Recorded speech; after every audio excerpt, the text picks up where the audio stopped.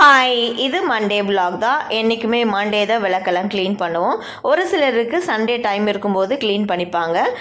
ஒரு சிலருக்கு டைம் இல்லாத போது மண்டே க்ளீன் பண்ணிப்பாங்க இல்லையா? எனக்கு சண்டே தாராளமாக டைம் இருந்துச்சு. ஆனால் நான்வெஜ் போட்டதுனால நம்ம விளக்கெல்லாம் தொட மாட்டோம் இல்லையா? ஸோ நமக்கு ஜென்ரலாகவே தெரியும் இன்றைக்கி நான்வெஜ் எடுக்க போகிறோன்னு சொல்லி. ஸோ அப்போ என்ன பண்ணலான்னா மார்னிங்கே நம்ம விளக்கு ஏற்றிக்கலாம். மார்னிங்கே விளக்கு ஏற்றிட்டு அதுக்கப்புறமா நான்வெஜ் செஞ்சுப்போம் இல்லையா? சமைச்சு சாப்பிட்டுட்டு அதுக்கப்புறம் மறுநாள் நம்ம குளிச்சுட்டு எப்படி பூஜை செய்கிறோமோ அதே மாதிரி செஞ்சுக்கலாம். ஏன்னா அந்த டேயில் நமக்கு தெரியும் நான்வெஜ் சமைக்கிறோன்னு சொல்லி. அப்புறம் சாப்பிட்டுட்டு அந்த டேலேயே குளிச்சுட்டு விளக்கு ஏற்றக்கூடாது, அது டைஜஸ்டே ஆகாது. ஸோ நீங்கள் என்ன பண்ணுவீங்கன்னா சண்டே மேக்ஸிமம் நம்ம நான்வெஜ் போடுவோம் இல்லையா? ஸோ நீங்கள் காலையிலே விளக்கு ஏற்றிடுங்க. அதுக்கப்புறம் அந்த டே அப்படியே போயிடும். மறுநாள் நீங்கள் குளிச்சுட்டு விளக்கு ஏற்றிக்கலாம். ஸோ இதை ஃபாலோ பண்ணிக்கோங்க. ஸோ நானுமே அதே தான். மண்டே வந்து ஸ்கூல் இருந்துச்சு, ஸ்கூலுக்கு போயிட்டு வந்தாச்சு. ஸ்கூலுக்கு போயிட்டு வந்து ஏர்லியராகவே வந்தாச்சு. ரிபப்ளிக் டே இல்லையா? கொஞ்சம் ஏர்லியராகவே நாங்கள் போயிட்டு வீட்டுக்கு வந்தாச்சு. வீட்டுக்கு வந்த உடனே எல்லாம் டீப் க்ளீனிங் ஆரம்பிச்சிட்டேன். ரொம்ப டீப்பாக, ரொம்ப மந்த்லி ஒன்ஸ் போட்டெல்லாம் ஃபோட்டோக்கெல்லாம் தொலைச்சி போடுவேன்.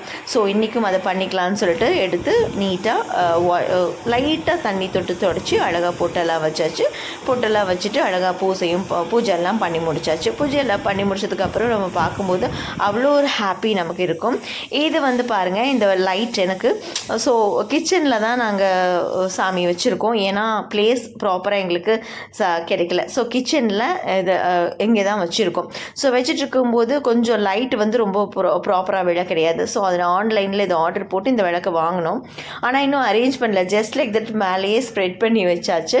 அதை கரெக்டாக அரேஞ்ச் பண்ணி வைக்கணும். அரேஞ்ச் பண்ணி வச்சா இன்னுமே ப்ரைட்டாக அழகாக இருக்கும். ஸோ அதுக்காக தான் இதை வாங்கினது, ஆன்லைனில் வாங்கினது. ஜஸ்ட் 90 rupees என்னமோ கொடுத்து வாங்கினது. ஸோ வாங்கியாச்சு. அது ஃபிக்ஸ் பண்ணல, அதுக்கு டைம் கிடைக்கல. ஸோ பூவெல்லாம் வச்சு பூஜை எல்லாம் பண்ணியாச்சு. இன்றைக்கி நம்ம வீட்டுக்கு புது வரவு யாருன்னா விநாயகர் தான். ஸோ என்னோடய பாப்பா அதாவது பாப்பான்னா நமக்கு குழந்தைங்க பாப்பா தானே. என்றைக்குமே சின்ன குழந்தையானாலும் பெரியவங்களானாலும் பாப்பான்னு தான் ஜென்ரலாகவே சொல்லுவோம். பாப்பா கோயிலுக்கு போயிட்டு, வடபழனி கோயிலுக்கு போயிட்டு அங்கேருந்து வரும்போது ஒரு விநாயகர் வாங்கிட்டு வந்திருந்தாங்க. எனக்கு ரொம்ப ஹாப்பியாக இருந்துச்சு. சர்ப்ரைஸாக வந்து கொடுத்துருந்தாங்க. ஸோ விநாயகர் வந்திருந்தார். ஞாயிற்றுக்கிழமை வீட்டுக்கு வந்துட்டார். ஞாயிற்றுக்கிழமை நம்மளால் ஒன்றும் செய்ய முடியாது இல்லையா?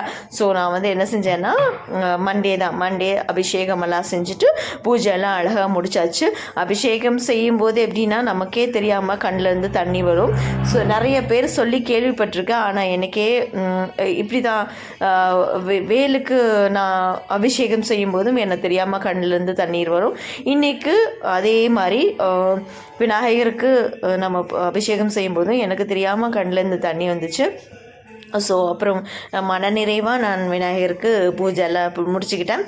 ஸோ என்னென்னா நம்ம சிலை வாங்கும்போது ரொம்ப பெருசாக வாங்கினா அந்த மாதிரி கோயிலில் எப்படி பூஜைலாம் செய்வாங்களோ அதை ஃபாலோ பண்ணணும். நமக்கு ஒரு சில டைமில் அது முடியாது இல்லையா?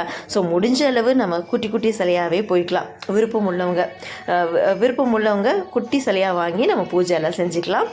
அதை தவிர்த்து எங்களால் முடியலன்னு சொன்னால் நம்ம ஃபோட்டோவே வச்சு சாமி கும்பிட்டுக்கலாம். ஏன்னா பெரிய சிலைன்னு வாங்கும்போது கண்டிப்பாக நம்ம கோயிலில் எப்படி பூஜை செய்கிறோமோ அதே மாதிரி செஞ்சாகணும். ஸோ முடிஞ்ச அளவு நமக்கு விருப்பம் இருக்கும்போது குட்டி சிலையாக வாங்கி பிரார்த்தனை செஞ்சு பூஜையை முடிச்சுக்கலாம். நானும் ஹாப்பியாக பூஜையை முடிச்சுக்கிட்டேன்.